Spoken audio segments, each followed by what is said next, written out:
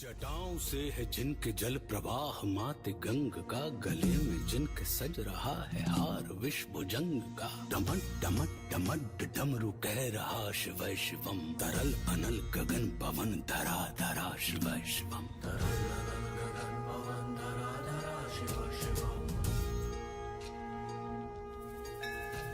वे नंदनी के वंदनीय नंदनी स्वरूप है, वे तीन लोक के पिता स्वरूप एक रूप है। कृपालु ऐसे है कि चित्त जप रहा शिव शिवम, तरल अनल गगन पवन धरा धरा शिव शिवम।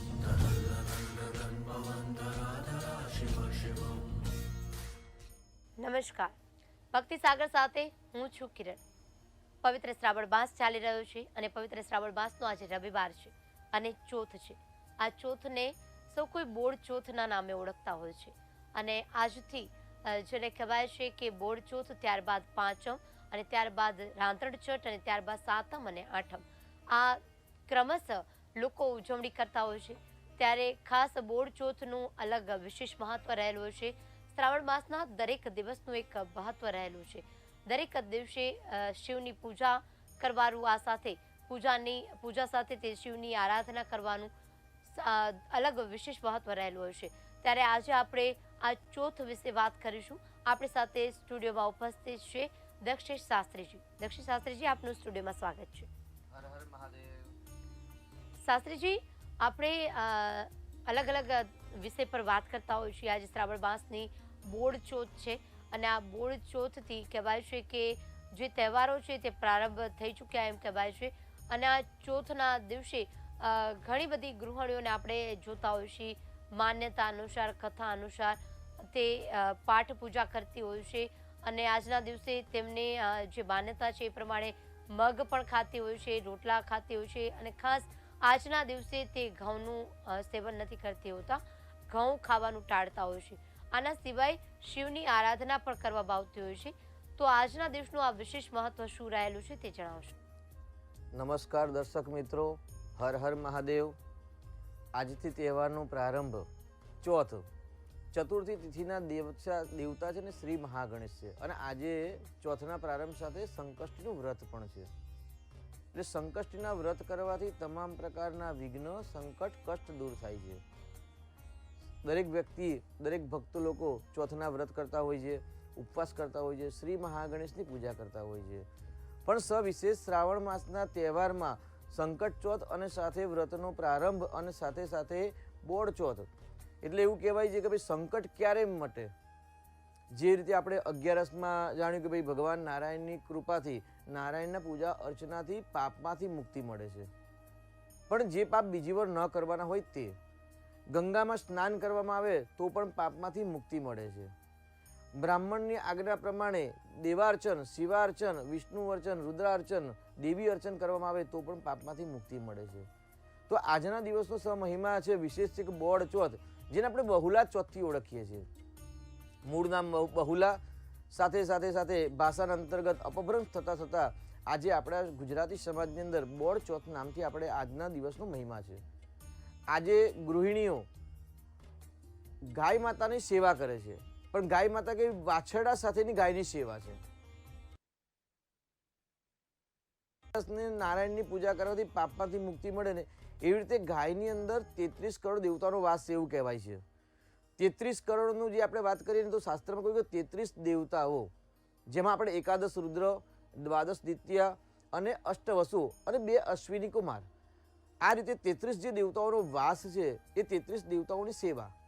વાછરડા સાથે પૂજા કરવાથી એવું કહેવાય છે કે અદિતિર દેવ માતા ચ, તો ગાય કોની માતા છે? આપણા બધાની માતા તો છે જ, પણ શાસ્ત્રમાં કહ્યું છે કે અદિતિર દેવ માતા ચ, એટલે આ દેવોની માતા છે। વેદ માતા ચ ધીશ્વરી, વેદોની માતા જે ગાયત્રી છે એ પ્રમાણે વેદની માતા ગાય પણ માતા છે। અદિતિર દેવ માતા ચ વેદ માતા ચ ધીશ્વરી, ધેનુ રૂપેણ સા દેવી, કયું રૂપ છે? તો ભાઈ ધેનુ એટલે ગાય। આજે ગાયના રૂપની અંદર વર્તમાનમાં જેમ કે ભાઈ સમુદ્ર મંથન થયું અને 14 રત્ન નીકળ્યા અને 14 રત્નમાંથી એક રત્ન કામધેનુ ગાય પણ હતી, એટલે ધેનુ રૂપેણ સા દેવી, ધેનુ એટલે ગાય અને ગાયના રૂપમાં જે દેવી છે એ દેવીની પૂજા કરવાનો સવિશેષ મહિમા, સવિશેષ પર્વ એટલે બોડ ચોથ, બહુલા ચોથ।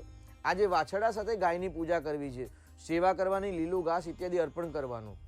વાછરડા સાથે જ સેવા કરવાની છે, એકલી ગાયની સેવા નથી. આનાથી સંતાનનું આયુષ્ય વધે છે, એના સાથે સાથે નિરોગીતા પ્રાપ્ત થાય છે અને તમામ પ્રકારના પાપમાંથી મુક્તિ મળે છે. કહ્યું છે કે અદિતિ દેવ માતા ચ વેદ માતા ચ ધીશ્વરી ધેનુ રૂપેણ સા દેવી મમ પાપમ વ્યપો હતું. હે ગાય માતા, હું આપની આજે બોળ ચોથના દિવસે વાછરડા સાથે પૂજા કરું છું, તો મમ પાપમ વ્યપો હતું, મારું કે મારા સંતાનનું, એટલે ગૃહિણી આજે સંતાન પોતાના દીકરા માટે પ્રાર્થના કરતી હોય છે કે મમ પાપમ વ્યપો હતું, તમામ પાપમાંથી મને મુક્તિ આપીને અમારું કલ્યાણ કરો.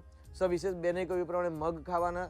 અલગ અલગ રાજ્યની અંદર, અલગ અલગ ગામની અંદર અલગ અલગ પ્રથા છે, પણ સર્વસામાન્ય ગુજરાતની અંદર અમુક જગ્યાએ એવું કહેવાય ભાઈ બાજરીનું કે કુલેડ ખાવી એવું કહેવાય છે, ક્યાંક મગ ખાતા હોય છે. એટલે આ શાસ્ત્ર સાથે લોકાચાર છે કે કયું અન્ન ખાવું, પણ સવિશેષ શાસ્ત્ર પ્રમાણે એવું કહે છે કે ભાઈ આયં ગૌ પ્રેષ્ટિ રક્રમેદ સદન માતરઃ પિતરંચ પ્રેંસભ.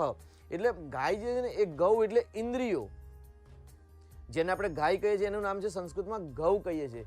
એટલે જે ઇન્દ્રિયોનું દમન કરે છે, કે ઇન્દ્રિયોને જે કંટ્રોલ કરી અને ભગવાનનું યજન કરે છે, એટલે કામ, ક્રોધ, લોભ, મોહ, મત્સ્ય, અહંકારનો જે ત્યાગ કરી અને જ્યારે ગાય માતાની વાછરડા સાથે જ્યારે પૂજા કરે છે, ગૌ એટલે ઇન્દ્રિયો, અને પોતાની તમામ ઇન્દ્રિયો સાથે જ્યારે ગાયની સેવા કરે છે, વાછરડા સાથે ગાયની સેવા કરે છે, તો ધેનુ રૂપેણ સા દેવી, જે વેદોની માતા છે, જે દેવતાઓની માતા છે, એ ગાયની કૃપાથી તમામ પ્રકારની આધિ, વ્યાધિ અને સંકટ દૂર થતા હોય છે.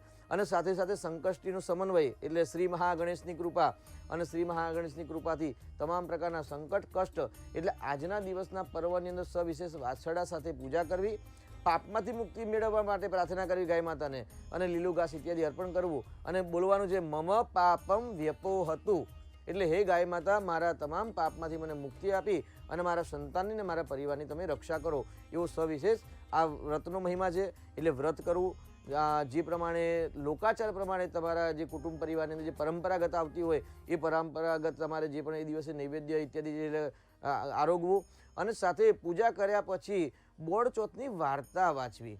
અને વાર્તાની અંદર જે કહ્યું છે, વ્રતના વાર્તાની અંદર જે કહ્યું છે એ પ્રમાણે તે નિયમના પાલન કરી અને આ વ્રતની સમાપ્તિ કરવી, અને આજના એ દિવસના એના આચાર નિયમ જે છે એનું પાલન પોષણ કરવું. અને આ રીતે બહુલા ચોથ એટલે બોળ ચોથની પૂજા કરી અને ભગવાન ગાય માતાની કૃપાથી, વેદ માતા ગાયત્રીની કૃપાથી પાપમાંથી મુક્તિ મળે એવી પ્રાર્થના યજન કરીને વ્રત કરવું. જી, પવિત્ર શ્રાવણ માસ ચાલી રહ્યો છે અને શાસ્ત્રીજીએ કહ્યું કે વાર્તા કરવી, એટલે શાસ્ત્રીજી એવું કહેવાય છે ને કે શ્રાવણ માસ એટલે શ્રવણનું વિશેષ મહત્વ હોય છે, અને ભક્તિ, વ્રત, જપ કરવાથી અને સાથે સારું શ્રવણ કરવું જોઈએ, એટલે કે સારા ભગવાનના પાઠ કરવા જોઈએ, કીર્તન કરવા જોઈએ. એટલે જ આપણે જોતા હોઈએ છીએ કે ઘણી બધી જુદી જુદી મંડળીઓ છે ત્યારે શ્રાવણ માસ દરમિયાન ઘણી બધી ભક્તિ કરતા હોય છે, દરેક મંદિરોમાં ભજન કીર્તન ગાવામાં આવતા હોય છે, સાંજ દરમિયાન અલગ અલગ કાર્યક્રમો યોજવામાં આવતા હોય છે, ખાસ એટલા માટે કે ભક્તિ કરવાનું બીજું જે સ્વરૂપ છે તે સારું શ્રવણ કરવાનું છે. અને શ્રવણ એટલે શ્રાવણમાં સારું શ્રવણ કરો, એટલે કે બને તેટલી અલગ અલગ જ્યારે આપણે ભક્તિ કરી છે, પૂજા કરી છે, એનું સારું વાર્તા થકી આપણે સારું શ્રવણ કરી, અને આ શ્રવણમાં આપણે ભગવાનની વાતો સાંભળતા હોઈએ છીએ, ભગવાનને જે કરેલા કાર્યો છે એના વિશે સાંભળતા હોઈએ છીએ, જેનાથી આપણા ભાવમાં વધારો થાય છે, આપણી ભક્તિમાં વધારો થાય છે,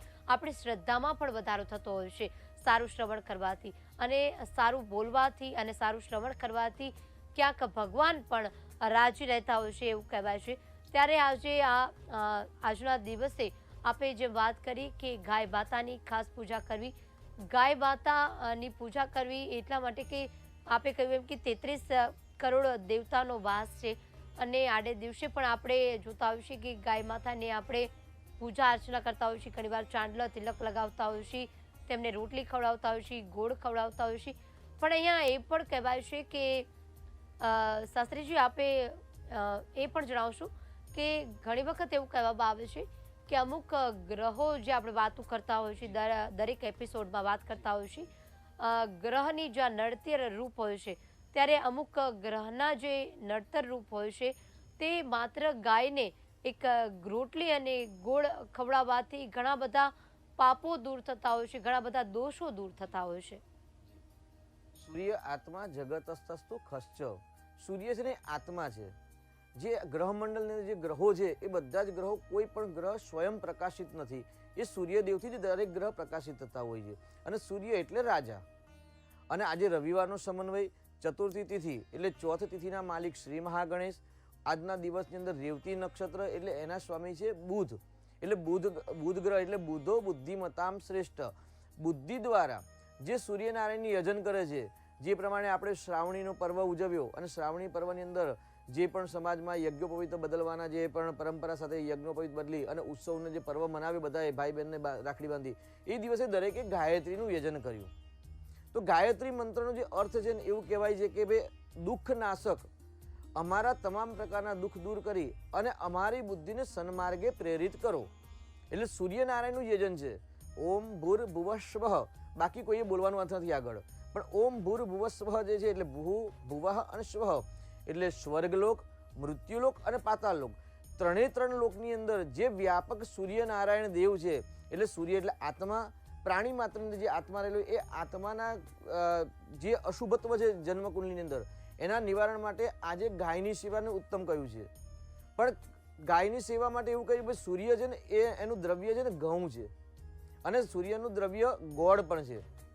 તો આજે જો ઘઉં બાફી અને ગોળ સાથે મિલાવી અને જો લાલ ગાયની સેવા કરવામાં આવે, ગોળ ચોથની અંદર વાછડા સાથે ગાયની પૂજા છે જ, પણ સવિશેષ લાલ ગાયની પૂજા કંકુ તિલક ઇત્યાદિ જે બેને કહ્યું એ પ્રમાણે કરી અને એની જે પ્રદક્ષિણા ઇત્યાદિ કરી અને બાફેલા ઘઉં સાથે ગોળ મિલાવી અને જો ગાયને સેવા કરવીને એ જો નૈવેદ્ય ગાય માતાને અર્પણ કરવામાં આવે છે તો સૂર્યનારાયણનો જે પણ કુંડલીની અંદર પ્રકોપ હોય એ શાંત થઈ જાય છે.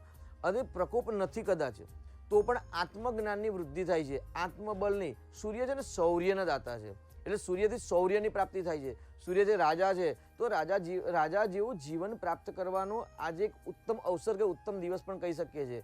કુંડલીની અંદર એવું કહેવાય છે કે ભાઈ મેષ રાશિની અંદર અથવા તો સિંહ રાશિની અંદર સૂર્ય હોય તો બળવાન હોય, એ તટસ્થ હોય, ન્યાયાધીશ હોય છે. પણ જ્યારે સૂર્ય નૈસર્ગિક કુંડલી પ્રમાણે અથવા તો જન્મ કુંડલી પ્રમાણે જો તુલા રાશિમાં હોય, નીચ રાશિનું હોય, રાહુ અથવા શનિ સાથે ગ્રસિત થતા હોય ને ત્યારે ક્યાંક ને ક્યાંક અશુભ ફળ આપે છે. એવું કહેવાય છે કે ભાઈ વર્તમાન સમયની અંદર સૂર્ય અને શનિનો જે ગ્રસિત થવાનો જે યોગ છે એ અનિષ્ટકારક છે. તો વર્તમાનમાં જે પ્રતિયુતિ ચાલી રહી છે કે દ્રષ્ટિ દ્વારા જે યુતિ છે કે સ્થાન દોષ છે, તો એ દોષની નિવૃત્તિ માટે વર્તમાનનો સારો સમય બનાવવા માટે અને વર્તમાને શું કાર્ય શું વર્તયંતી વિચિક્ષણ, જેનું વર્તમાન સારું છે એનું ભવિષ્ય સારું બને છે. તો આજનું વર્તમાન સુધારવા માટે ભગવાન સૂર્યનારાયણની જો પૂજા કરવામાં આવે, સાથે ગાય માતાની સેવા સાથે ગોળ અને ઘઉંનું જો નૈવેદ્ય ગાય માતાને અર્પણ કરવામાં આવે, સૂર્યનારાયણને અર્ઘ્ય જલ અર્પણ કરવામાં આવે, નમસ્કારો પ્રિયો ભાનું, એવું કહેવાય છે કે ભાઈ સૂર્યનારાયણ નમસ્કાર પ્રિય છે, એટલે 12 વખત સૂર્ય નમસ્કાર કરી અને અર્ઘ્ય વંદના કરવામાં આવે તો સૂર્યનું અનિષ્ટ ફળ શાંત થતું હોય છે અને આત્મબળ શૌર્યની પ્રાપ્તિ થતી હોય છે અને સત્યતાની પ્રાપ્તિ થતી હોય છે. જી, કહેવાય છે કે શાસ્ત્રીજી, કહેવાય છે કે જે આપણે દેવોને માનતા હોઈએ છીએ, ભગવાનને માનતા હોઈએ છીએ, તે દેવ આપણે ક્યારેય જોઈ નથી શકતા. આપણે ખાલી એની પૂજા અર્ચના કરતા હોઈએ છીએ અને એક શ્રદ્ધામાં રાખતા હોઈએ છીએ કે ભગવાન દરેક કણમાં એનો વાસ છે.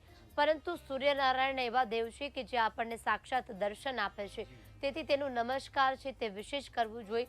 અને કહેવાય છે કે સવારના જે સૂર્યને નમસ્કાર કરે છે તે સૂર્યનારાયણ જે છે તેના પર રાજી રહે છે અને તેના જે દોષો છે તેમાંથી એને મુક્તિ મળે છે. અને કહેવાય છે કે માત્ર અમુક મંત્ર પણ હોય છે જે સૂર્યનારાયણના હોય છે.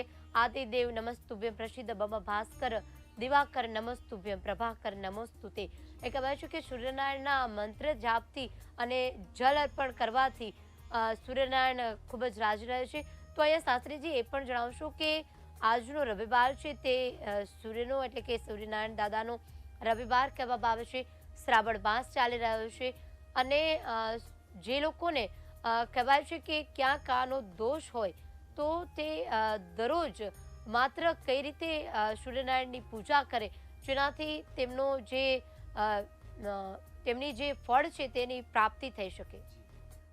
બહુ કઠિન પ્રશ્ન છે બેનનો, આચરણમાં મૂકવા માટે કઠિન છે કે ભાઈ સૂર્યનારાયણની કૃપા પ્રાપ્ત કરવી છે, તમામ ગ્રહોનું અશુભ ફળ શાંત કરવું છે ને તો સૂર્યોદય પહેલાં ઉઠવું. પહેલાં તો કારણ કે સૂર્યોદય પહેલાં ઉઠી અને જ્યારે સ્નાન ઇત્યાદિ પતાવી અને સૂર્યનારાયણને એક તાંબાના કલશની અંદર જળ ભરી એની અંદર ચંદનયુક્ત પુષ્પ ચોખા સાથે એટલે અર્ઘ્ય થઈ જાય એટલે ગંધ પુષ્પ યવસર સપ દુર્વા આ બધું મિશ્રણ કરીને જલ કરી અને એ જલ સૂર્યનારાયણને ચડાવવામાં આવે છે.